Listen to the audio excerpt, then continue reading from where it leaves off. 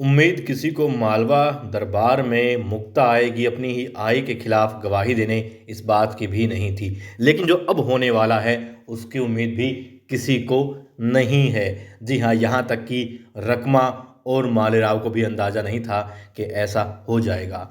जी हाँ, देखिए, मुक्ता तो खैर मालेराव के बहकावे में आ गई, या फिर यूं कहें कि अपने ही डर में और ज्यादा डर करके वो कर बैठी जो उसे नहीं करना था। लेकिन अब एक और लड़की आने वाली है दरबार में।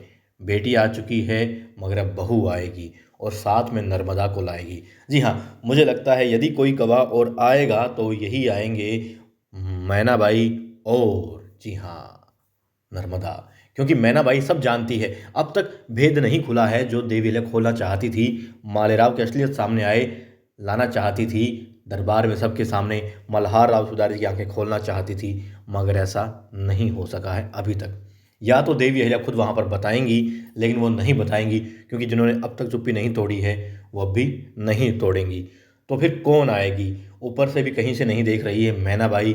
मुझे लगता है कि औचित्य ही क्या है, यदि ये नर्मदा वहाँ अंदर चुपचाप बैठी रहेगी तो नहीं, उसे आना ही होगा और मैनाबाई आएगी। क्योंकि देवी अहिल्या ने कहा है जब भी सच का साथ देना हो, झूठ के खिलाफ खड़ा ही होना होगा और किसी से नहीं डरना, सिर्फ सही करना है। डरना तो सिर्फ शिव शंभू से डरना है। तो अब देवी अहिल्या को बचाने के लिए, या फिर यूं कहें कि अपनी आय को बचाने के लिए, मालवा की न्याय प्रणाली सही रहे, उससे न्याय ही हो, ये जताने के लिए ये आएगी और मालेराव की सारी असलियत बता डालेगी। एक एक पन्ना वहाँ पर खोलेगी मालेराव की किताब का, कि किस तरीके से वो उस पर, अपनी आई पर, गंगूबा पर, प्रजा पर, इस छोटी सी बच्ची पर अत्याचार करता है।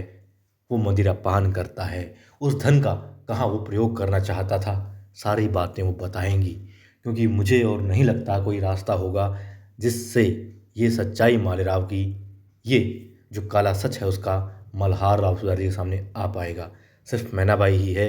अब वो दरबार में आएगी नर्मदा के साथ और सारी सच्चाई मालेराव की, और क्यों लूटा गया, क्या विवशता थी देवी अहिल्या की कि अपना ही धन लूटना पड़ा। और मेरे ख्याल से जब सारी सच्चाई जान जाएंगे ये लोग भी जो दरबार में खड़े हैं, जो बैठे हैं, और मल्हार राव सुबेदार जी, तो फिर देवी अहिल्या के आगे नमन करने के अलावा कोई और रास्ता इनके पास नहीं होगा। क्यों? मुक्ता डर गई है, ठीक है, मान लिया, लेकिन समझदार है मैनाबाई।